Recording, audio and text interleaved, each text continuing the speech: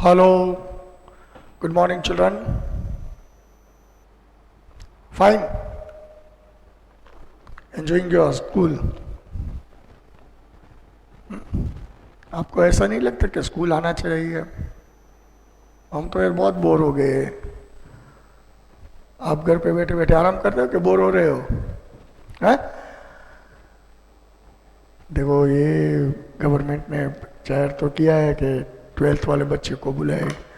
भगवान को प्रार्थना करो जल्दी से स्कूल शुरू हो जाए, फिर वापस वो रौनक आ जाए स्कूल में। Teachers, students, interaction, enjoyment, fun, all this things. I hope you missing all this things. ये सब मिस करते हो कि नहीं है? क्योंकि ये वीडियो लेक्चर से एक मोनोटोनस पढ़ाई हो गई है। सिर्फ अकेले अकेले हम बोलते हैं, आप अकेले अकेले सुनते हो, सर ने क्या बोला, मिस ने क्या बोला। कोई संवाद ही नहीं रहा बीच में, कम्युनिकेशन ही नहीं रहा। ऐसे अच्छा नहीं लगता। There should be live atmosphere. Okay, children.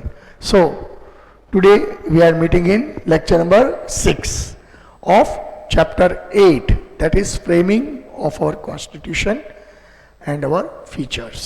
Right, children? Now, see, children, before starting this lecture, let me rewind the topics which we have learnt in previous lecture. That is called lecture number 5. Acha, in lecture number 5, I taught you about the basic features of our constitution. Basically, if you remember, I have written 14 features. In bracket, I have written 14. Am I right? That means there are 14 features in our constitution. Basic features. वैसे तो बहुत सारे features हैं, लेकिन 14 features बहुत अहम रखते हैं। अच्छा, वो 14 फीचर्स कौन से हैं? तो फीचर नंबर 1 हमने जो पढ़ा था कि our constitution is a detailed written document. क्योंकि इतना बड़ा देश, इतना बड़ा कल्चर, इतने बड़े समुदाय, ये पूरे देश को गवर्न करना इजी बात नहीं है। सबको खुश रखना पड़ता है। तो ये सारी चीजें ओरली तो नहीं हो सकती, इसीलिए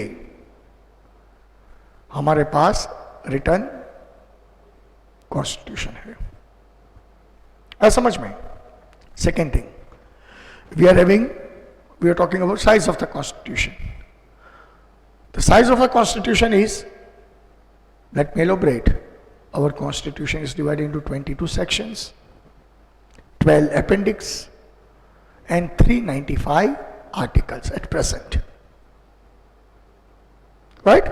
Then we talked about single citizenship.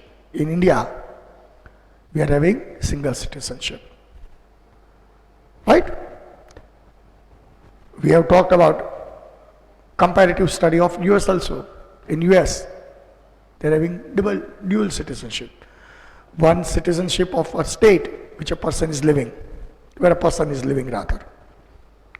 And second citizenship of nation, that is called US citizenship. But in case of India, we are having a single citizenship. Formally, in this book it is written, because it is an old edition. Formally, Jammu Kashmir citizenship was, you can say, separate from Indian citizenship. But now, after 5th August 2019, जब जम्मू कश्मीर का जो article abrogate हुआ, 370 का article, बराबर है, और अभी जम्मू कश्मीर एक हिंदुस्तान का अहम हिस्सा बन गया। मतलब now there is no existence of 370 and single citizen, sorry, special status and 17 साल तक जो हमने सहा, वो चाहे पॉलिटिकली मोटिवेटेड हो या कोई भी हो, कुछ वो हमारा लेना देना नहीं है। जो हुआ सो हुआ, भूल जाओ। उसके बाद 2019 में ये वापस जम्मू कश्मीर को इंडिया में इंक्लूड किया। अभी जम्मू कश्मीर यूनियन टेरिटरी है, it is directly govern by central government. थोड़े ही समय में जम्मू कश्मीर को विधानसभा मिलेगी, चुनाव होंगे, और जैसे हमारा गुजरात है, राजस्थान है, मध्य प्रदेश है, महाराष्ट्र है, वैसे जम्मू कश्मीर भी एक स्टेट बन जाएगा। संपूर्ण स्टेट का ओहदा अभी ये गवर्नमेंट सोच रही है देने का। तो ये बात हुई थी। फिर सेंटर और स्टेट की बात हुई थी कि there is a strong bond between centre and state. कई स्टेट को सेंटर के साथ नहीं बनती है, क्योंकि स्टेट में भी अलग गवर्नमेंट होती है, सेंटर में भी अलग गवर्नमेंट होती है। तो कई बार नोक झोंक रहती है, लेकिन कोई भी स्टेट सेंटर से अलग नहीं हो सकते। कोई भी state, they can not exclude itself from centre. कितनी भी दिक्कतें हो, कितना भी स्टेट पावरफुल क्यों ना हो, लेकिन it cannot get separated from Indian Union. It is clear cut mentioned in Constitution. It cannot get separated. Understood? Second thing, powers of center and state. Some powers are just given to center only. For example, defense, railway, post and telegraph, banking, where central government domains, means rules of central government is applicable. They are called union list. Some powers are given to states. From state to state it may vary, means minor changes, minor difference. There is no major difference. That is called state list, जो state government की सत्ता होती है। Third जो है वो दोनों की सत्ता रहती है। सेंट्रल और स्टेट दोनों इक्वल बराबर होते हैं, जिसमें सेंटर का भी मानना पड़ता है, स्टेट का भी मानना पड़ता है। तो उसको हम बोलते हैं कॉन्करेंट लिस्ट। और चौथी जो बात है, खास करके रेवेन्यू के बारे में, इनकम के बारे में, जिसमें सेंटर डोमिनेट करता है, लेकिन स्टेट को आजादी दी गई हुई थी अपने अपने हिसाब से वो रेवेन्यू इनकम सेट करे। तो that is called residuary power, right? That is called residuary power. State are given some liberation to adjust their revenue. So this was the strong bond of structure between center and state. Then we talked about emergency, unified arrangement during crisis. There are three types of emergencies that I told you, children, right? National emergency at the time of war, external attack. एक बार मैंने आपको बताया था date के सहित कि एक बार हमारे देश में इमरजेंसी लागू हुई थी. इट वॉज 25 जून 1975, जब पूरे देश में उस वक्त के प्रधानमंत्री थे इंदिरा गांधी. 2 साल तक पूरे देश में इमरजेंसी का आह्वान किया गया था. पूरे देश में 2 साल तक इमरजेंसी थी. Right.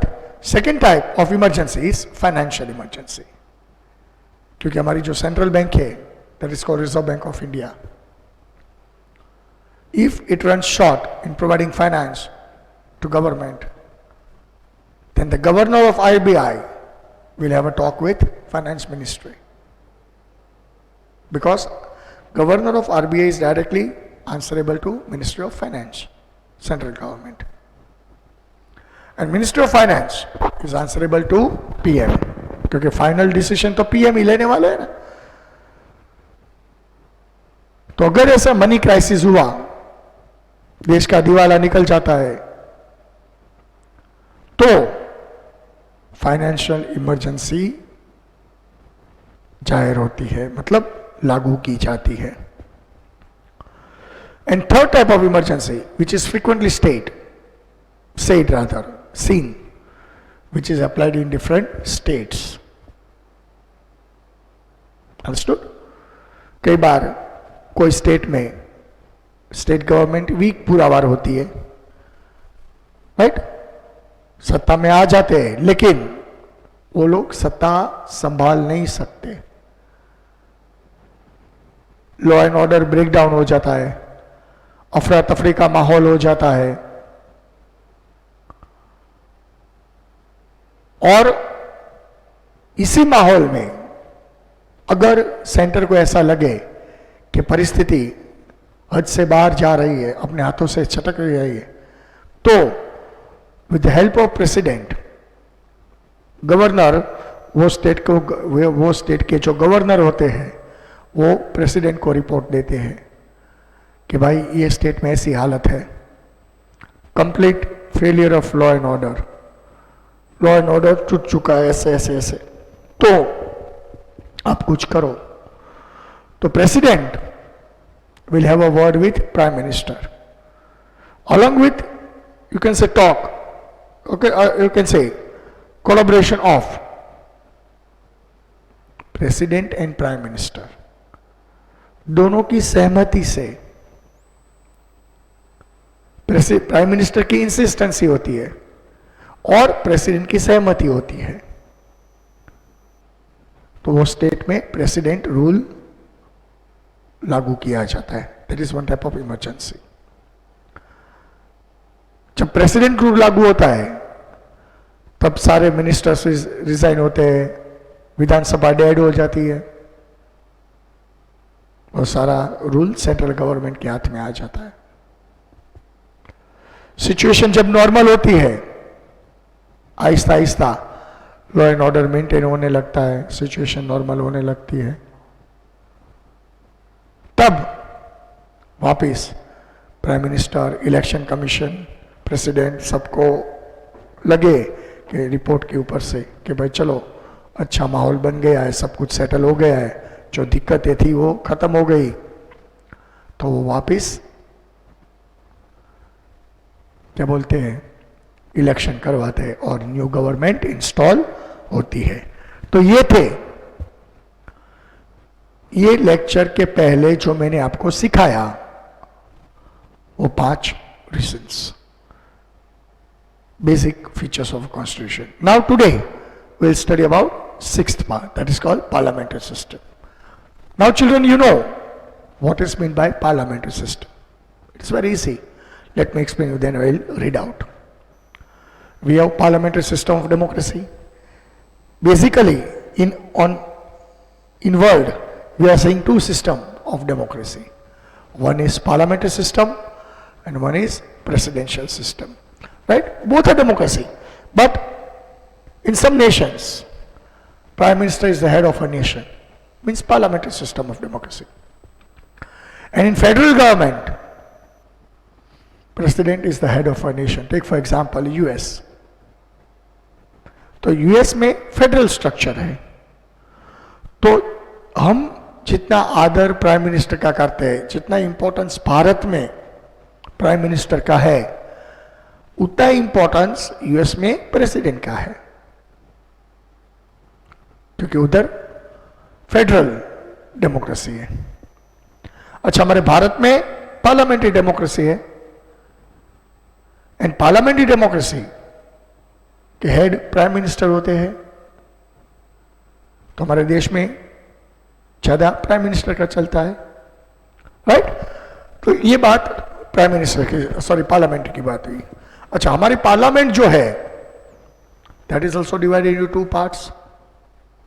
Parliament is bicameral by nature. One house is called Lok Sabha and other house is called Rajya Sabha. Parliament is made up of 2 houses. The lower house is called Lok Sabha and upper house is called Rajya Sabha. लोक सभा में directly elected members जाते हैं, जिसको हम general election बोलते हैं, 5 साल में जो आता है वो. और राज्यसभा में विधानसभा की सीटों के हिसाब से, स्टेट के हिसाब से, हर एक स्टेट में विधानसभा की अलग अलग सीटें होती है, वो सीटों के हिसाब से राज्यसभा में मेंबर्स भेजे जाते हैं।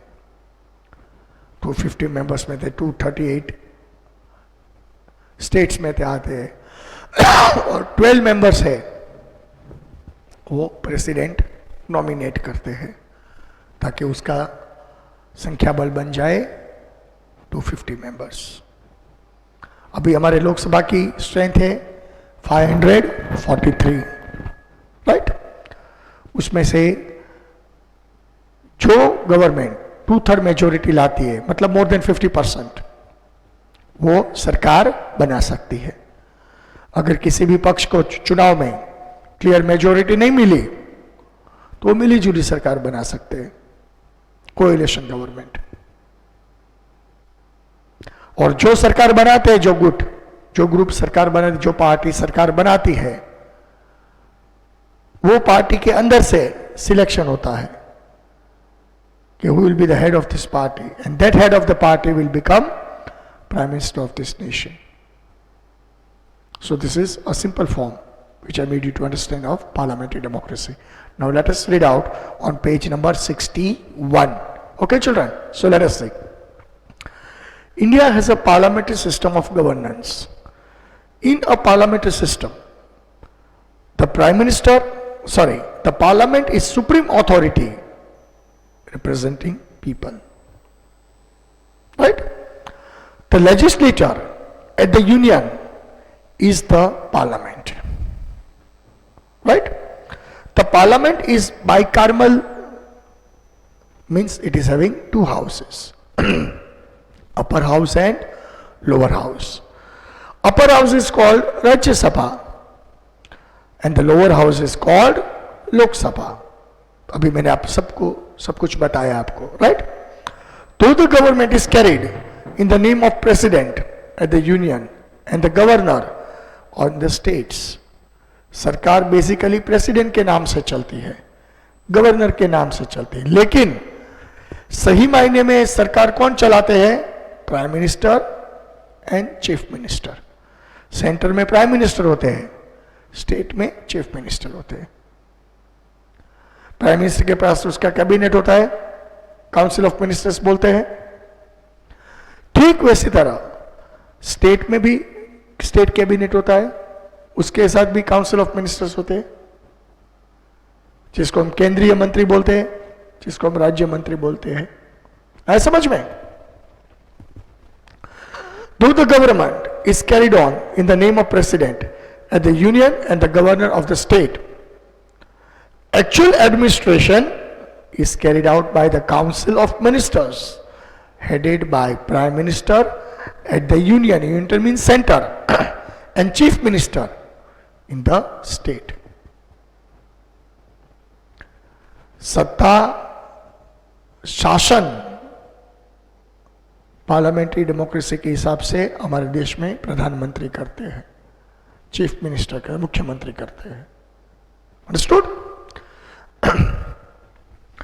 The Council of Ministers is responsible to the legislature that comprise representatives of the people. मतलब जो भी मिनिस्टर को जो भी पोर्टफोलियो दिया गया है, he or she is answerable in legislature. विधानसभा है, लोकसभा में उसके काम का सवाल होता है, उसको जवाब देना पड़ता है, क्योंकि वो जनप्रतिनिधि है, लोगों द्वारा इलेक्टेड है, वो अपने आप उधर नहीं पहुंचे हैं। आए समझ में? The president selects 12 people who are expert and experience in various fields. Rajya Sabha जो मैंने अभी आपको बताया था, Rajya Sabha is a permanent house in which 1/3 member retire every 2 years। हर 2 साल के बाद 1/3 मेंबर रिटायर होते हैं, right. And the same number of members are done for election, right? They are done for election.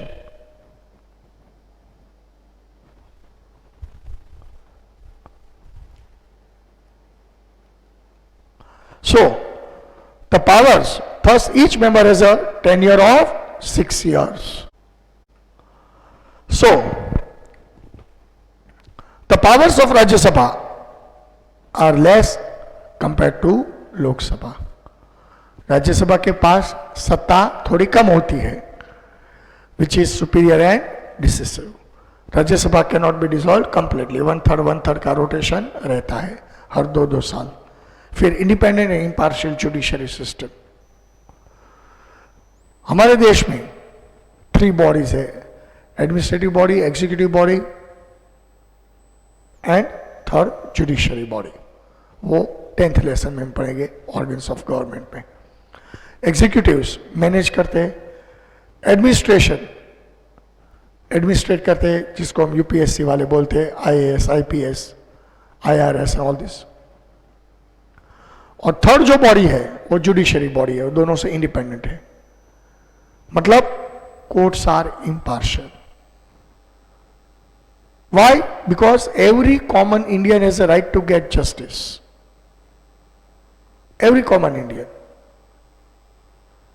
ऐसा नहीं है कि सिर्फ पैसे वालों को ही न्याय मिले. ऐसा नहीं है सिर्फ ये लोग ही अपना काम कर सके. इसीलिए हमारा जो संविधान है उसमें स्पष्ट दिया गया है कि judiciary will be impartial. President अगर गुनहगार है तो ही और शी इज ऑल्सो आंसरेबल. उस पर भी प्रोसीडिंग होती है. मतलब कानून से कोई ऊपर नहीं है, कानून सबके लिए समान है. That is impartial judiciary system.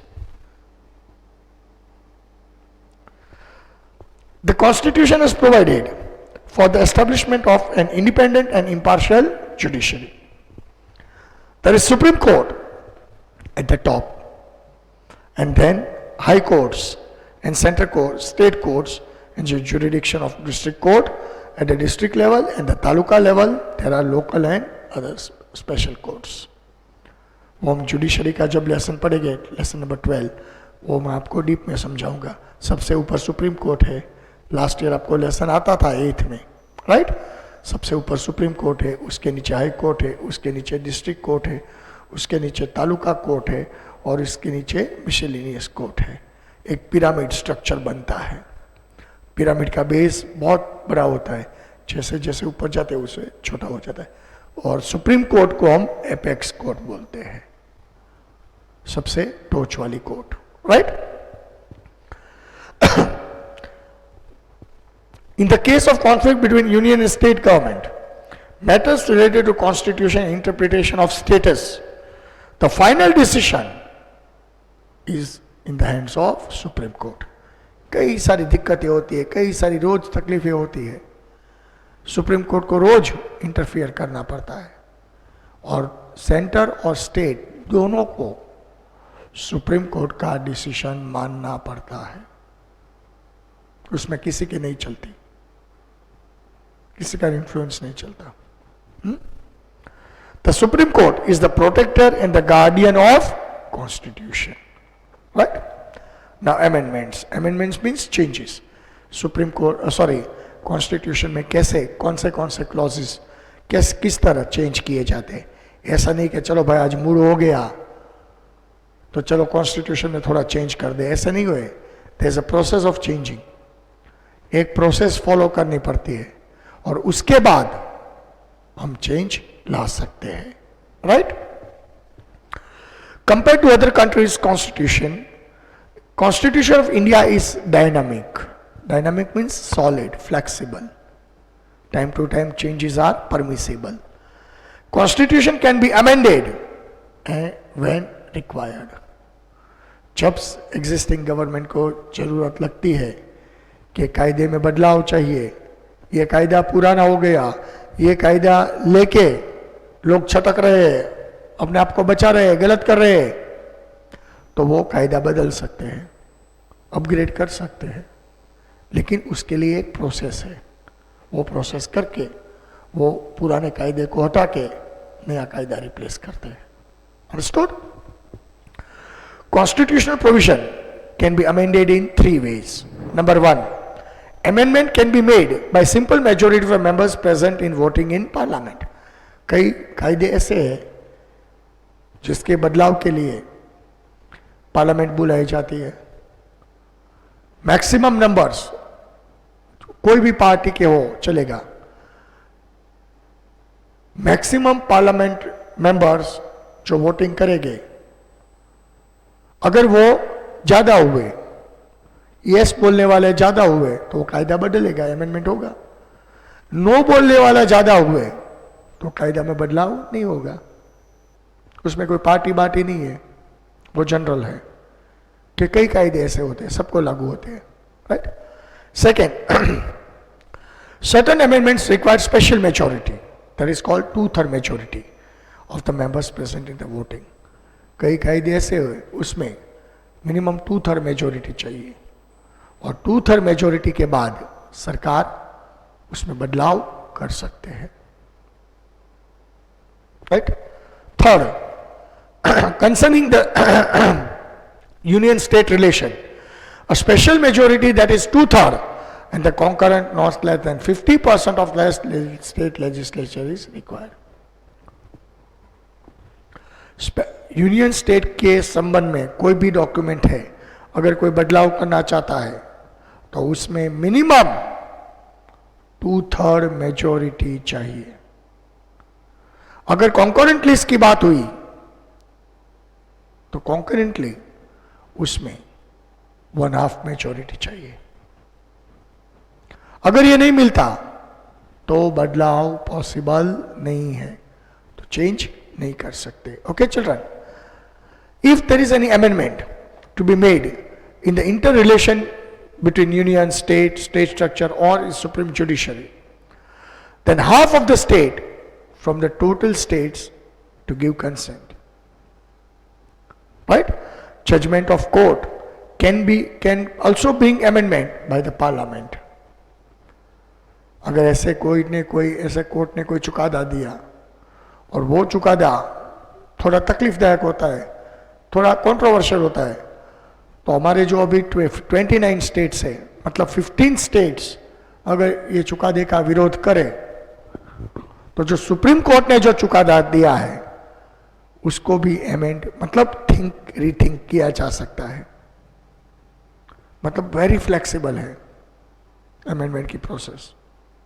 लेकिन सबको एक साथ ना चलना पड़ता है, क्योंकि देश में कई सारे ऐसे कायदे हैं जो वैलिड नहीं है, फिर भी लोग अपने स्वार्थ के लिए कोई हाँ बोलता है तो कोई ना बोलता है, कोई पार्टी उसको सपोर्ट करती है तो कोई पार्टी उसका विरोध करती है. ऐसे ही देश चलता है. मैंने आपको उसके पहले ही बताया ना कि इसमें जितना लिखा है उतना इजी नहीं है. बिल्कुल ऑपोजिट सिचुएशन अभी देश में है, फिर भी क्या करें.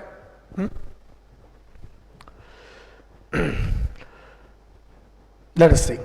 There will be no change in the basic structure of the constitution. Simple majority in parliament can bring the change in the constitution.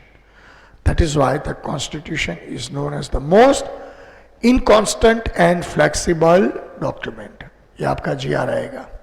Indian constitution is most inconstant and flexible document. Explain. कैसे? Right? But in certain cases, it is not amendable by simple majority. वो चलता नहीं है. Right? Without the majority, consent of the state is not applicable. Then too, mixture of both are made in constitution. समझ में? तो ये बात हुई अमेंडमेंट की. फिर आगे बढ़ते यूनिवर्सल एडल्ट फ्रेंचाइज. 18 साल के ऊपर के युवा सब वोट के लिए एलिजिबल है. हाँ, थोड़ी करे क्राइटेरिया होता है, वो आप फुलफिल करो तो you are a voter, you are right to take part in decision making process. आप अपनी सरकार बना सकते हो. Right.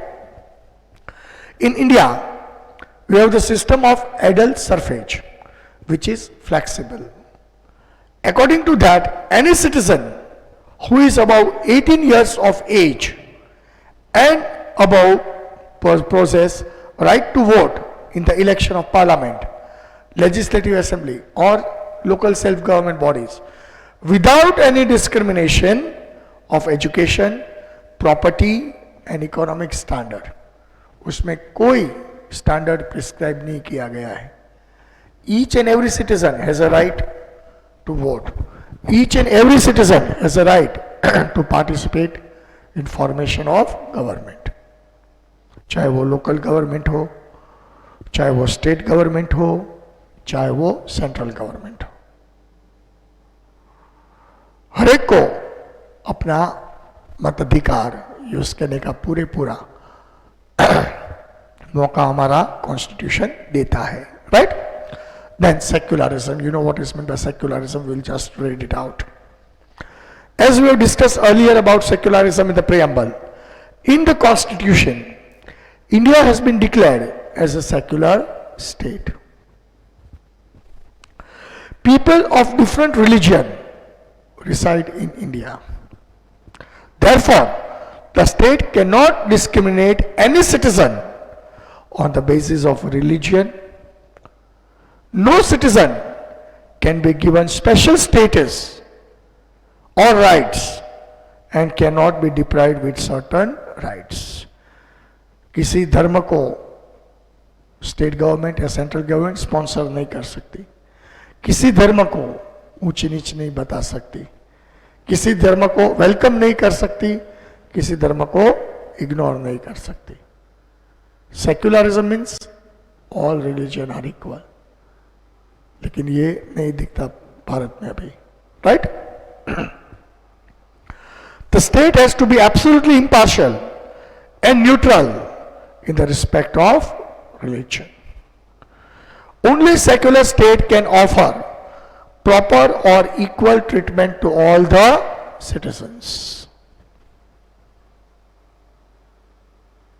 Right?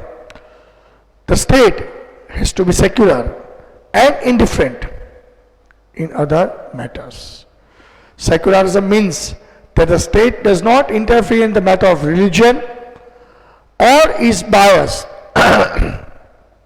in any specific religion. State ऐसा नहीं कर सकता,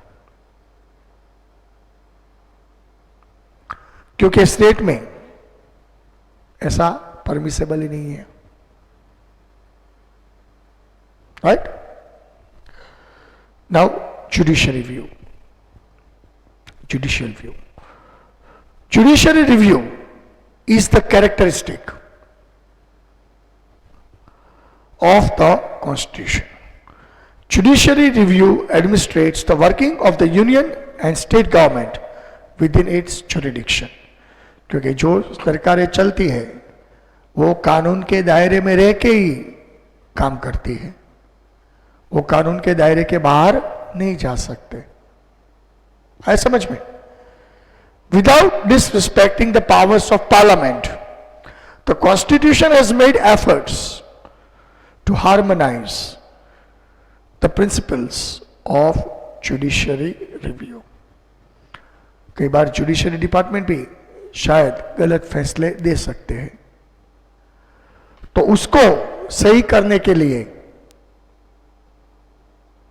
उसका सही होना जरूरी होता है. समझ में?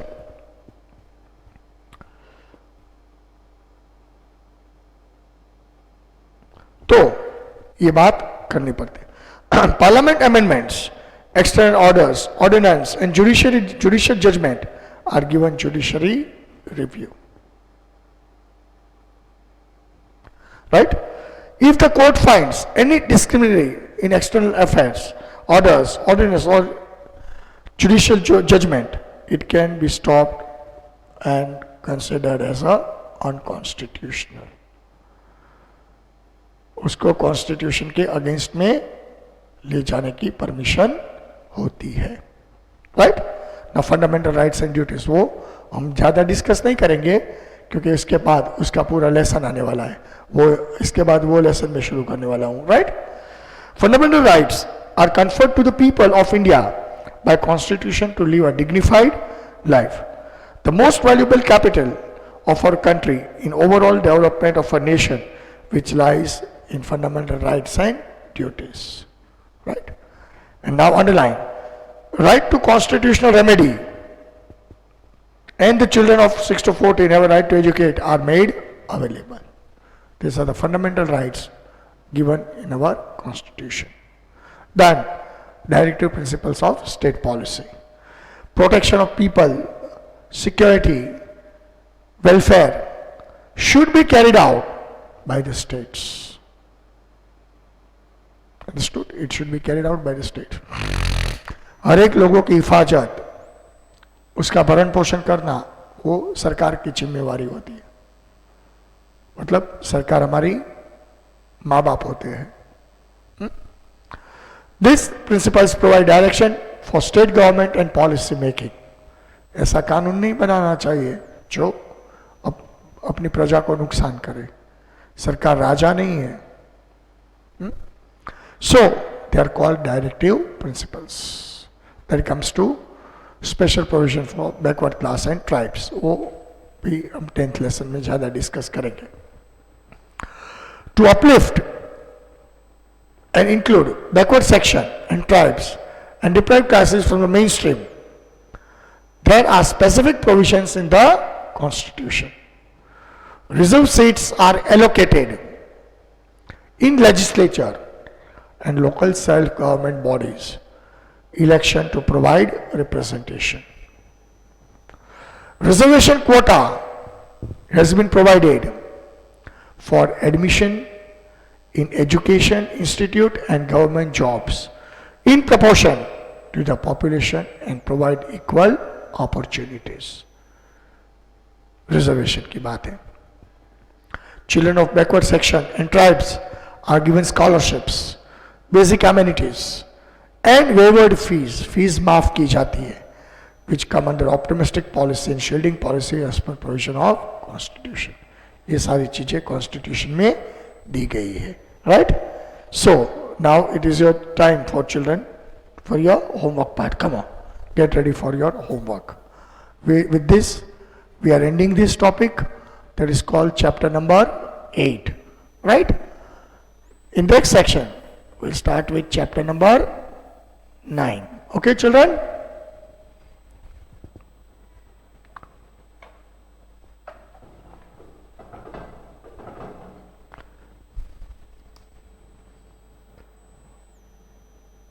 Homework.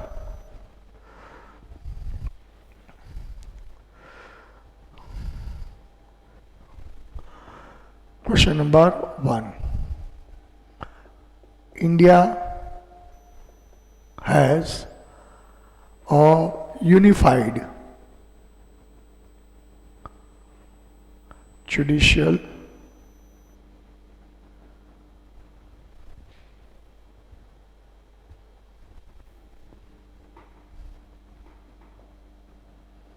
system. This is your GR. Question number 2. India is a secular nation. मैं पूरे lessons के आंसर क्वेश्चंस देता हूँ. India is a secular nation. Third, question number 3. India is integral and indivisible federation. India is integral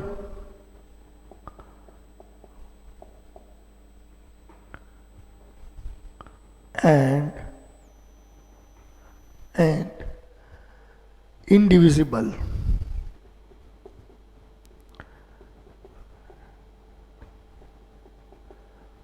federation.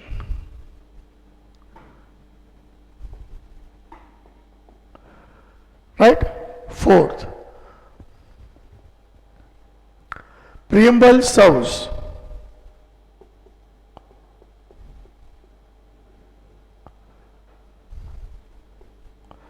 serves as a compass. Preamble serves as a compass in Constitution. Then, question 5.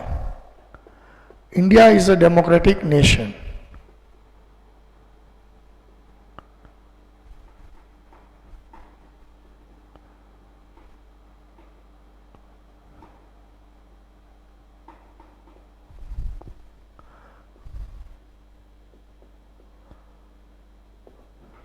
These are the 5 questions which are your homework, as a part of your homework today. Number 1, say I'm reading it out. India has a unified judiciary system. Number 2, India is a secular nation. Number 3, India is integral and indivisible federation. Number 4, preamble serves as a compass. Number 5, India is a democratic nation. So, with this, we are ending this chapter, that is called chapter number 8. I hope you have thoroughly understood this chapter. You enjoyed this chapter. Still, if you have any doubts, you can ring to your associates. क्योंकि हमारी जो SS के associate है उसको मैंने पूरी तरह बता दिया है कि भाई कैसे कैसे इसमें से कौन से आंसर होते हैं. वो अगर बच्चे लोग आपको कोई भी दिक्कत है, कोई भी तकलीफ है, तो आप एसोसिएट को कॉल कर सकते हो विदाउट एनी हेजिटेशन, ताकि आपका पूरा लेसन, पूरा टॉपिक परफेक्टली क्लियर हो जाए. So, we are ending this 6th lecture and this lesson.